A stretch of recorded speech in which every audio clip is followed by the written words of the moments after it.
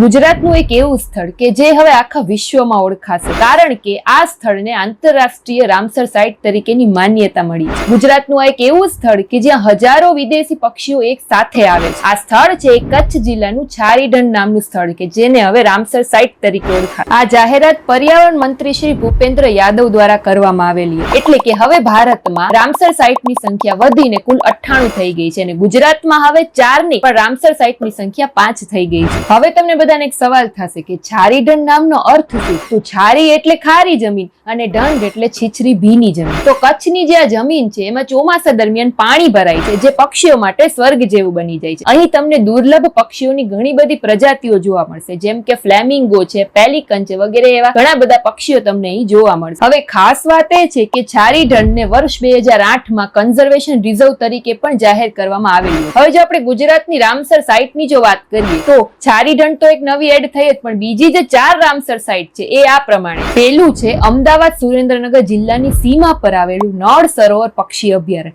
જેને 2012 માં ગુજરાતની પ્રથમ રામસર સાઇટ તરીકે જાહેર કરવામાં આવેલી. બીજું છે મહેસાણા જિલ્લામાં આવેલું થોડ પક્ષી અભયારણ્ય, જેને 2021 માં રામસર સાઇટ તરીકે જાહેર કરવામાં આવ્યું. ત્યાર પછી વડોદરા જિલ્લાનું વઢવાણા વેટલેન્ડ, એને પણ 2021 માં જ રામસર સાઇટ તરીકે જાહેર કરવામાં આવ્યું. જામનગર જિલ્લાનું ખીજડીયા પક્ષી અભયારણ્ય, જેને 2022 માં રામસર સાઇટ તરીકેની માન્યતા મળેલી.